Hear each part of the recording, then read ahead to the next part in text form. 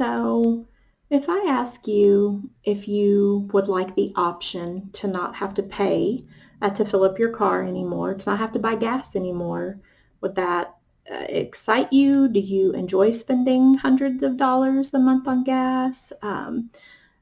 It is a personal preference. You can go to work to pay for gas, to fill up your car, to go to work, to just kidding. We've all heard the saying, if it's too good to be true, it probably is. And to a certain extent, that's true. But it only costs me 22 cents a day to drive my car. So, I don't know. I mean, it's a quarter, so I get it. But today I want to talk a little bit about hybrid vehicles. What is a hybrid vehicle? What does that even mean? Basically means it uses a hybrid vehicle runs on two sources of fuel. So in the case of a hybrid, that's gasoline and that is electricity.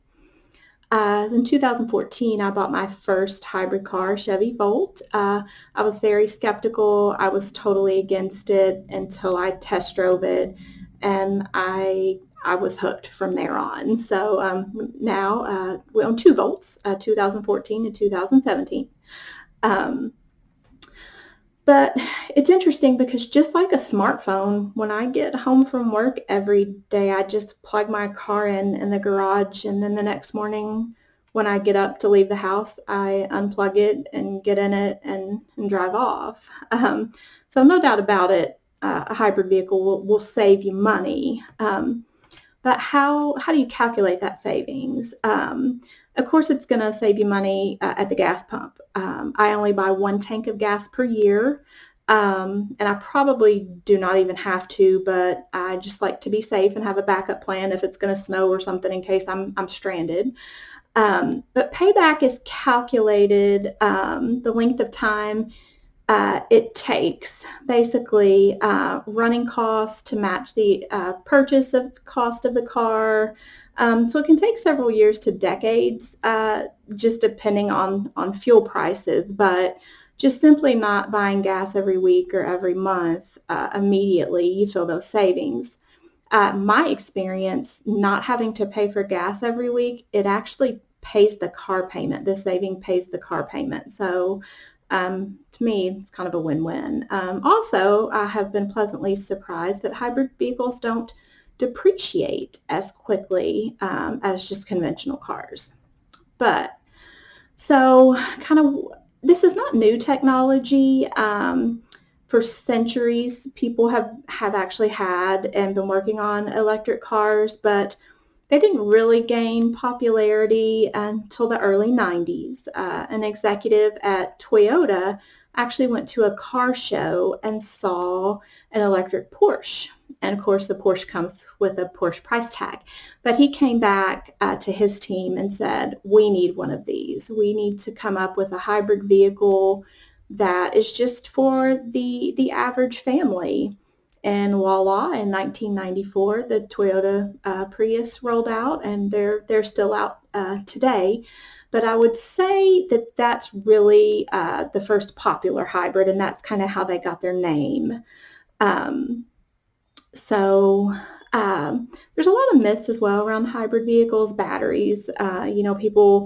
You'll see some negative press about, well, batteries are very expensive, and if you have to replace them, that's really just a myth. The battery has over 100,000-mile warranty, so if something were to happen to the battery, it's not like it would cost as much as the car to replace. I would simply just take it to the dealership and have warranty work done. But the Porsche versus the Prius, you know, hybrids have come a long way. They do make luxurious hybrid vehicles, Porsche, for example, BMW, Lexus. So, it's also a common misconception that, oh, well, they're just little tiny, boxy cars.